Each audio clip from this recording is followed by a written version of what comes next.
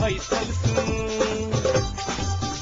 जानकी अभियम प्रतिकन अही सबके आई मन माफी कपन बात ऐसा सुनो जानकी अभियम प्रतिकन अही सबके आई मन माफी कपन बात ऐसा सुनो सुनो विकलांग गर्भ जानकी अभियम 106 मेगा।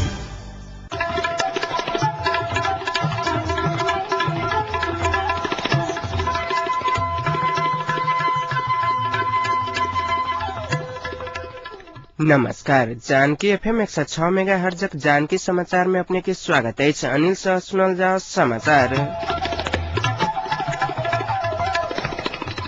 एकनुक मुख्य समाचार।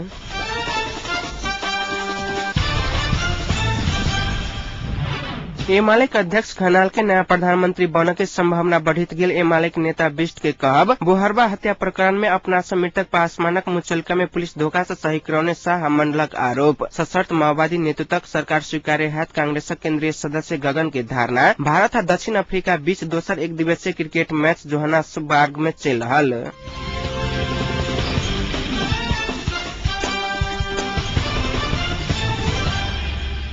नेकपा एमाले नेता गोकर्ण बिष्ट पार्टी अध्यक्ष झलनाथ खनाल के नया प्रधानमंत्री बने की संभावना बढ़ित गेल बतौलने। राजधानी में आयोजित साक्षात्कार कार्यक्रम में बिष्ट कहलने जे आरो दल नहीं सकता एमाले नेतृत्व लेवा के लिए तैयार है। एमाले अध्यक्ष खनाल माओवादी के लिए स्वीकार्य होबाक साझा व्यक्तित्व छे। वो दलीय स्वार्थ से ऊपर उठकर सहमति में आब कांग्रेस माओवादी से आग्रह से होकलन। एमाले नेता बिष्ट एकनुक गतिरोधक अंत्य के लिए फेराफेरी प्रणाली से प्रमुख 3 दल के सरकार नेतृत्व कर प्रत धारणा रखलने।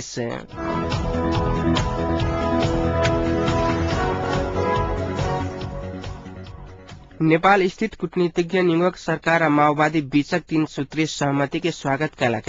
ऑस्ट्रेलिया, कनाडा, यूरोपेली संघ, फिनलैंड, फ्रांस, जर्मनी, जापान, बेलायत, अमेरिका सहित कूटनीतिज्ञ नियोगक प्रमुख सब संयुक्त विज्ञप्ति जारी कर 3 सूत्रीय सहमति उत्साहजनक रहल जनलक। माओवादी लड़ाकूक अनुगमनक जिम्मेवारी अनमिंस सेना समायोजन विशेष समिति के लेवक सरकार आ एकीकृत नेकपा माओवादी बीचक सहमति उत्साहजनक रहल जनलने। नेपालक शांति प्रक्रिया में पूर्ण समर्थन रहल उल्लेख शांति प्रक्रिया के निष्कर्ष में पहुंचाबक प्रयास के दोबर करवा लेल कूटनीतिज्ञ नियोगक प्रमुख सब दल सबके आह्वान कयलने।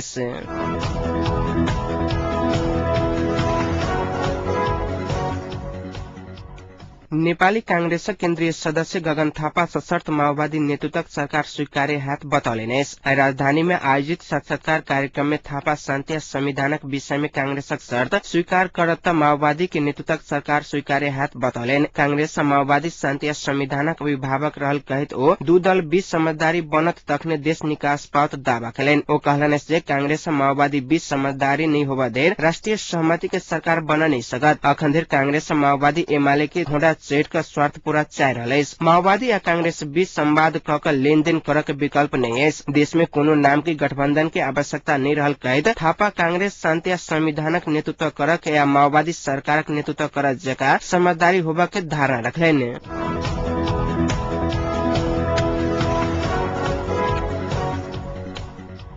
धनसाक बहोरबा में पुलिस द्वारा पीटपाट का हत्या कैल गेल शंभू पासवान संगे रहल अन्य 2 गोटे अपना से पुलिस धोखा से मृतक पासवानक मुचुल्का पर सही करौने दावा कयलक।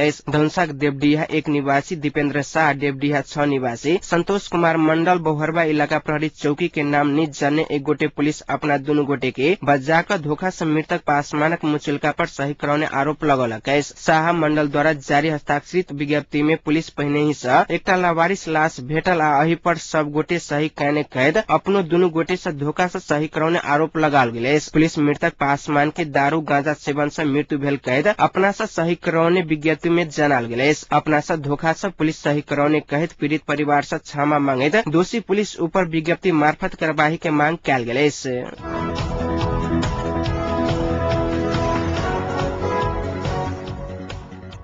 राष्ट्रपति डॉक्टर रामवरण यादव अंतरिम संविधानक धारा 38A के अनुसार सहमति सरकार निर्माण करबाक लेल दल सबसे आह्वान कयलनि। राष्ट्रपति तरफ से सहमति सरकार निर्माण करबा लेल मार्च 7 गते धरि के समय देल गेल। राष्ट्रपति द्वारा निर्धारण कयल गेल समय सीमा भीतर सरकार गठन नहीं भ सकला के बाद राष्ट्रपति तरफ से संविधानक धारा 38(2) अनुसार बहुमतीय सरकार गठन करबा लेल संसद के पत्र पठाओल जेतै। ऐसे पहले विगत आषाढ़ में राष्ट्रपति द्वारा देल गेल समय में सहमति सरकार गठन नहीं भ सकला के बाद दल दल सब 1 सप्ताह के समय मांगने रहे। वही समय सीमा में सेहो सहमति सरकार गठन नहीं भ सकला के बाद बहुमतीय प्रणाली एकटा चक्र दल सब पूरा क चुकल है। साउन महीना में शुरू भेल बहुमतीय सरकार के लिए प्रधानमंत्री के निर्वाचन प्रक्रिया में 16 बेर धैर्य के निर्वाचन परिणाम धैर्य नहीं पहुंच सकला के बाद पुनः प्रक्रिया के शुरुआत भेल है।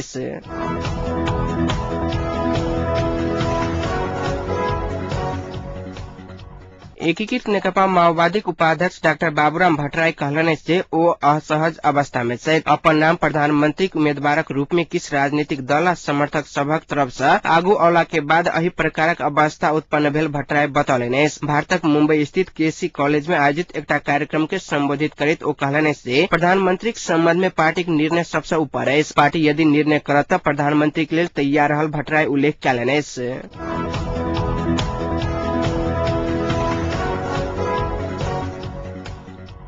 माओवादी अध्यक्ष पुष्पकमल दाहाल प्रचंड सरकार और माओवादी बीच कैल भेल सहमति के आइस ब्रेक के संज्ञा दिलनि। प्रधानमंत्री माधव कुमार नेपाल अध्यक्ष दाहाल राष्ट्र संघीय मिशन अनुमिनक बादक शांति प्रक्रिया के संबंध में तीनों बुद्धे सहमति कैने छलै। वह सहमति के आधार में आगू बढ़ल जात नेपाली जनता के शांति आ संविधानक चाहना पूरा हैत उल्लेख कयलनि। यह किसिम से संविधान निर्माण से आगू बढ़त जेठ 14 में हम सब संविधान जारी क नेपाली जनता के इच्छा पूरा कर सकब ओ कहलनि। अब के 5 महीना नेपाली राजनीति तथा भावी पुस्ता के लिए बहुते महत्वपूर्ण रहल उल्लेख कयलनि। एहि बीच में यथास्थिति चाहे वाला आगू बढ़ के इच्छा शक्ति के बीच में संघर्ष हैत सेहो दोहरालनि। सरकार माओवादी बीच कैल शांति प्रक्रिया में अखन धरि के सब समझौता आ सहमति सब कार्यान्वयन कर के अनमिन घुरला के बाद सेना तथा हथियारक अनुगमन विशेष समिति कर के आ अखन धरि अनमिन प्रयोग करित आयल सब उपकरण सब सरकार के मांग के सहमति भेल छल।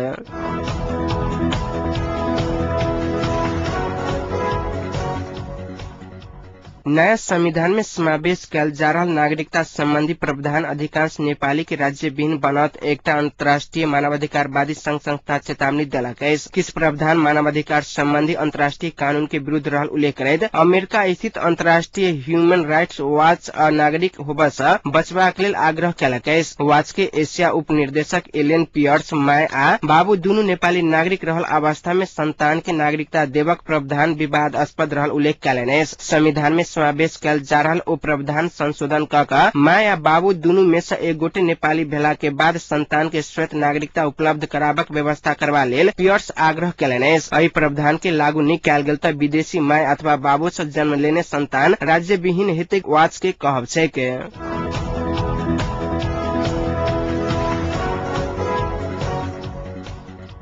प्रधानमंत्री माधव कुमार नेपाल जारी शांति प्रक्रिया के सार्थक निष्कर्ष में पहुंचाबे लेल प्रतिबद्धता व्यक्त कयलनि। नेपाल स्थित राष्ट्र संघीय मिशन अनुमिनक प्रमुख करिन लेनग्रेन संग आइ भेल भेंट में प्रधानमंत्री नेपाल सरकार और माओवादी बीच भेल 3 बुद्धे सहमति लड़ाकू समायोजन तथा पुनर्स्थापना प्रक्रिया के निष्कर्ष में पहुंचाबे लेल अलगे आधार तैयार भेल बतौलनि। प्रधानमंत्री नेपाल कहलनि जे सहमति के आधार में अनमिन क रहल संपूर्ण काज के नियंत्रणता देबाक माओवादी लड़ाकू सबके समायोजन आ पुनर्स्थापना करक आधार तैयार भेल। सहमति के अनुसार शांति प्रक्रिया आगू बढ़त विश्वास व्यक्त करैत ओ कहलनि जे शांति प्रक्रिया में उतराव चढ़ाव अयला के बाद निर्धारित गंतव्य प्राप्त करत आ एहि के हम सब मिलकर सार्थक निष्कर्ष में पहुंचायब। अखन धरि केने सहयोग के लिए धन्यवाद दैत प्रधानमंत्री नेपाल राष्ट्र संघ अंतर्राष्ट्रीय समुदाय के निरंतर सहयोग आ सद्भाव प्राप्त हैत सेहो विश्वास व्यक्त कयलनि।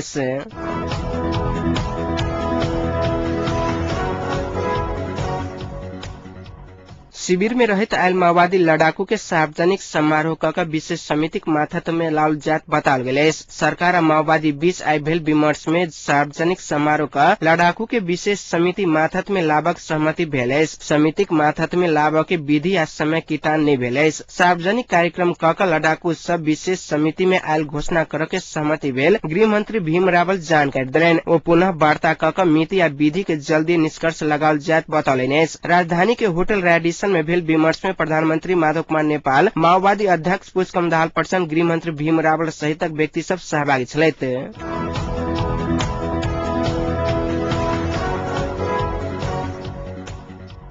भारतक बनारस स्थित वरुण नामक नदी में एकटा बस खसला से कम 13टा यात्री की मृत्यु भ गेल।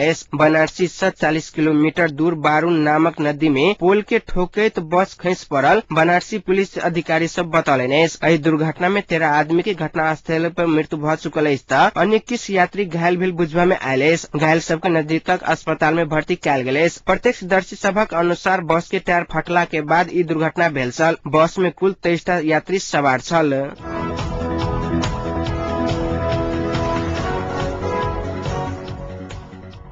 भारत और दक्षिण अफ्रीका बीच दोसर एक दिवसीय क्रिकेट मैच दक्षिण अफ्रीका जोहान्सबर्ग में चल रहा है। टॉस जीतकर पहले बैटिंग करक निर्णय करने भारत 9 ओवर में 1 विकेट के क्षति पर 26 रन बनाकर खेल रहा है। मुरली विजय 16 रन बनाकर आउट भेल सहित सचिन तेंदुलकर 6 आ विराट कोहली 3 रन बनाकर खेल रहा है। इससे पहले डरबन में संपन्न पहल एक दिवसीय मैच में भारत के 135 रनक विशाल अंतराल से पराजित करित साउथ अफ्रीका विजय प्राप्त करने छल। भारतीय टीम चोट से घायल वीरेंद्र सहवाग, गौतम गंभीर प्रवीण कुमार बिना खेल रहा है।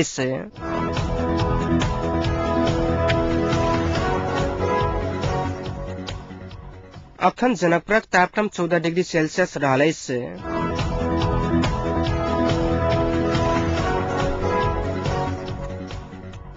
समाचारक अंत में पुनः एक बार मुख्य समाचार।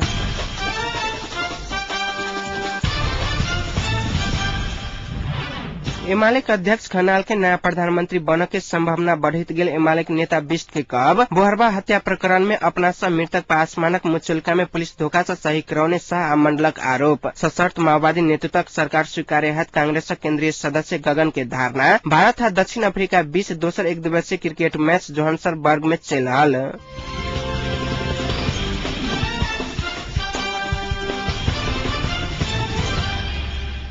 एखनुक जानकी समाचार संपन्न होते पुनः समाचार लक उपस्थित है। नमस्कार।